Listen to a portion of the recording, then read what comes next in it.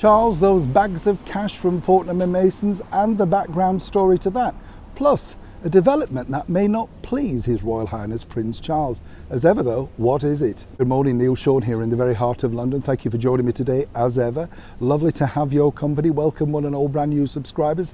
That particular story of course was a big breaking story over the weekend, and of course it's not a news story, and we have to be careful exactly what we tell you for legal reasons obviously. So for those people that start to write in the comments, why didn't you say this, why didn't you say that? Truly, you've got to understand the law and exactly what you are allowed to say, as this is an ongoing investigation, as one can imagine. The background to that particular story is this: as I say, it's nothing new. What has happened, and what my understanding is that there was some money received, obviously, and I believe the requests, and as ever we have to say allegedly, were not for it to be delivered, accepted, whichever way you look at it, in cash. That was the way that this particular gentleman operated. Now, as far as we can tell you at this point, this so far is becoming an investigation and will be looked at in private, firstly of course by the palace, and once they've found their internal investigations, they will share it with the worldwide media. I think what's interesting for this, it's pretty damaging actually for Prince Charles at this particular stage, coming off the back of such a wonderful warm reception of the Platinum Jubilee. But this particular story may also not be too pleasing for him too, because we're talking of course about succession, and there's lots of debate, isn't there? A lot of people want Prince William to just supersede his father, of which he's openly said he's not happy about, have no intentions of doing that sort of stuff.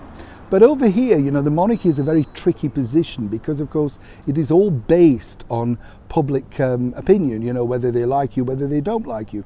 Now, Prince Charles was rated very high recently alongside Camilla, Duchess of Cornwall, after, as I say, the very warm reception for the Platinum Jubilee. But now the problem is this: a lot of people are basically openly saying that they would like to see, if that's Charles in the interim period, they would like to see it as a double monarchy alongside his sister, the Princess Royal, Princess Anne.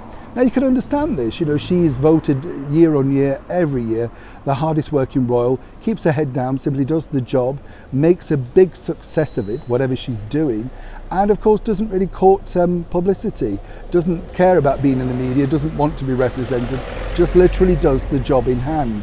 And in a recent poll, lots of people over here in the United Kingdom, and of course across the Commonwealth, cite her as being the true definition of what the monarchy means. The person that's really taken on the mantle, which was started of course by her wonderful mother, our monarch of 70 years, Queen Elizabeth II, and her late father, the Duke of Edinburgh. So this is going to be pretty tricky. But what I can foresee actually in the future really is this: I do see that Princess Anne will have a more active role alongside her elder brother Prince Charles, simply because he will need her, and more importantly I truly believe that this will cement the popularity moving forward of the British monarchy. Right now though, of course, all eyes are on Prince Charles to see how this particular thorny topic of that latest breaking story develops. But as ever, when I know more, you'll know more. Neil Sean in the very heart of London.